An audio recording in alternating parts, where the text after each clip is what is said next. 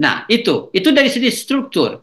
Eh, ini terjadi pada beberapa jalan lain. Misalnya Gareth Camp, seorang saya kira antropolog dan dari Amerika, membandingkan tari-tari Jawa yang dipertunjukkan di keraton dengan yang direkam, yang diproduksi dalam rekaman ya. Dia juga melihat ada perubahan-perubahan struktur ya, apa namanya antara kedua apa wujud dari bentuk dari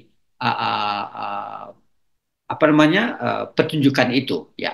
Nah, yang kedua adalah model apresiasi. Jadi ini saya pindah dari struktur ke apa? Ke sebentar.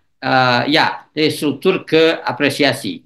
Nah, kita tahu bahwa setelah kaset dan video CD itu diproduksi untuk beberapa genre tadi yang saya sebutkan, itu banyak orang juga cenderung tidak apa tidak ada yang tidak merasa perlu menonton di real ya real di lapangan. Jadi ini contoh yang saya ambil dari sebuah pesta perkawinan. Jadi VCD itu diputar di TV dan mereka menikmati dendang pawah ya. Tentu saja ini adalah apresiasinya berbeda dengan dendang pawah yang ditonton langsung. Toh adik-adik dan saudara sekalian, ketika dalam konteks ini jelas bahwa antara audiens bapak yang merokok ini dengan performer yang di dalam TV itu tidak ada koneksi lagi. Seperti kata Lord tadi, dia sudah terpisah gitu. Artinya bahwa dia tidak akan mempengaruhi apa-apa terhadap apa yang ditontonnya. Ini berbeda dengan pertunjukan real di lapangan. Nah itu. Yang berikutnya adalah bahwa mediasi itu mendorong perubahan transformasi dan ya transformasi genre-genre itu. Jadi menjadi dia apa itu memberi inspirasi untuk memunculkan genre itu dalam bentuk-bentuk yang baru. Misalnya seperti tadi dibilang Ibu Mega juga, bagaimana rebab pasisia misalnya ini adalah rebab DJ ya ini Ibu Megan, bagaimana tukang rabab ini terkoneksi dengan pop music Minang pop music, dan ini diproduksi dalam bentuk VCD ya VCD. Jadi menurut teori saya medialah yang mendorong Cyril Asmara dan kawan-kawan generasinya untuk menciptakan rabab atau menggunakan elemen-elemen rabab dalam bentuk yang lain dan mengawinkannya dengan pop Minang misalnya. Nah, ini tidak mungkin terjadi menurut saya tanpa dorongan dari media, dalam hal ini teknologi rekaman yang kita bicarakan hari ini. Dalam Indang misalnya, ya sebelum itu ini contoh. Tapi ini juga Saluang Masokini, ya, yang kedua ini juga adalah apa namanya inovasi-inovasi yang dibuat oleh tukang saluang tradisional seperti Samsimar dan sebagainya dalam bentuk VCD yang mengawinkan dengan apa namanya pop Minang. Ya. Jadi tampak bahwa di sini dengan teknologi baru ini mana genre-genre yang fleksibel ya dan mana genre-genre yang kaku yang apa namanya bukan sulit tetapi harus punya daya tersendiri untuk bisa eksis dan survive ya. Tapi rabab pasisia yang dititik oleh Bu Megan ini sebuah genre yang sangat fleksibel dan adaptif ya. Dan oleh karena ini sampai sekarang tetap populer ya.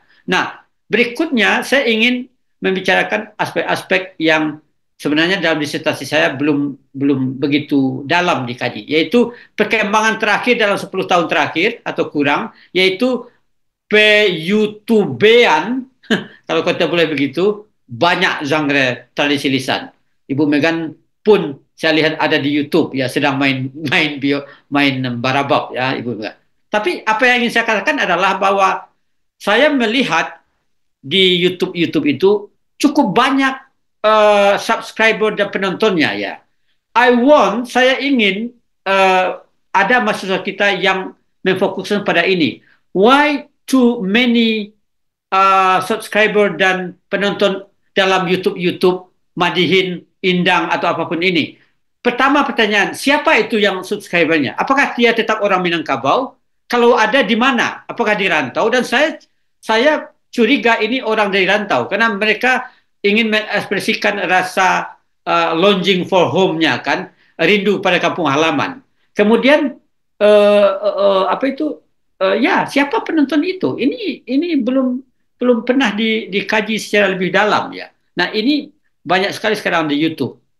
Dan yang paling menarik adalah bahwa YouTube merupakan etape kesekian dari kompleksitas konvergensi modern media. Maksud saya adalah bahwa misalnya ini Indang Sintua ini adalah apa namanya uh, diupload dari VCD yang sudah ada. Jadi VCD itu ditransformasikan ke YouTube dan kemudian orang bisa menontonnya di YouTube. Nah, jadi muncul konvergensi yang lebih rumit dari persilangan-persilangan penggunaan media ya. Kemudian ditransformasi mungkin ke medsos, ke WhatsApp dan sebagainya. Jadi makin rumit dan makin kompleks, tapi makin menarik. Nah, ini contoh pada masa COVID ya, ketika para penampil beberapa grup penampil Bagurau tadi itu membuat interaktif acara karena orang tidak bisa berkumpul bersama-sama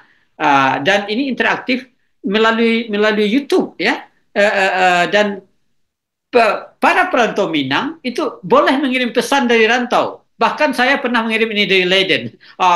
Tolong bawakan lagu ini satu Pak gitu. Nah, ini memperlihatkan kreativitas para pendukung aktif tradisi lisan dalam menyikapi perkembangan teknologi modern dan dunia modern pada umumnya. Nah, ini menarik sekali interaktif melalui YouTube di saat COVID ya.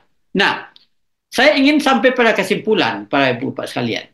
Nah, jadi kita bisa mengatakan bahwa secara historis rekaman komersial seni lisan atau tradisi lisan Minang itu pertama kali diproduksi dalam piringan hitam. Jadi sudah ada dalam bentuk piringan hitam pada tahun 1940-an, 30-an ya. Dan kemudian berkembang sesuai dengan perkembangan yang terjadi di zaman kaset, kemudian suksesornya CD, VCD dan sebagainya melalui industri rekaman daerah ya. Industri rekaman Sumatera Barat yang salah satu industri rekaman yang terkemuka di Sumatera ya. Jadi perusahaan-perusahaan rekaman daerah Sumatera Barat itu merekam lagu-lagu dari Riau, bahkan dari daerah Mandailing dan lain sebagainya ya. Jadi itu menarik sekali. Nah, jadi kegayutan keterlibatan genre-genre itu dengan industri rekaman telah membawa dampak pada ciri dan makna sosial budaya genre tersebut. Tadi sudah saya katakan berdampak kepada genre itu secara struktur, tapi lebih khusus lagi produksi kaset komersial itu telah mengubah ciri tekstualnya seperti saya katakan tadi. Sesuatu yang menarik untuk dikaji lebih lanjut ya. Dalam Bagurau, dalam pesisir selatan tadi dan lain sebagainya. Ini sesuai dengan diktum tadi yang harus kita pegang dalam prinsip penelitian sastra lisan bahwa ketika pertunjukan sastra lisan sebenarnya antara penciptaan dan penikmatan itu overlap ya, dan audiens dan selalu mempengaruhi performer, sebaliknya performer selalu mempengaruhi audiens ya. Nah, ini tentu bergeser ketika Raba Pasisi itu direkam di studio, Indang itu direkam di studio dan sebagainya. Nah, narasi lisan yang panjang dari cerita Kabar Minangkabau dalam format VCD menyajikan klip yang tidak sesuai dengan konten sehingga timbul semacam apa yang saya sebut tadi adalah anakronisme. Tetapi anakronisme di sini tentu bukan sesuatu yang negatif. Anakronisme adalah cara untuk membuat audien gayut dengan teks dan kekinian ya. Jadi untuk menyambungkan masa lalu dengan masa kini ya melalui kabar-kabar tadi. Nah, jadi kegayutan atau keterlibatan seni lisan atau sastra lisan Minangkabau dengan media elektronik modern juga telah mengubah pola distribusi, penerimaan dan transmisi. Kita tahu bahwa sekarang bagi para perantau Minang bahkan di Malaysia itu mereka kalau pulang kampung itu mereka suka sekali membeli VCD tradisi lisan Minang itu atau kaset pop Minang pada umumnya untuk dibawa ke rantau. Ketika saya Pak Seno rindu kampung, saya putar itu. Saya sendiri beli itu banyak sekali. Jadi ketika musim dingin datang dengan yang mematahkan tulang itu, saya putar Rabab Pariaman untuk rindu kampung ya. Nah ini tidak mungkin ketika tradisi apa teknologi rekaman belum ditemukan kan.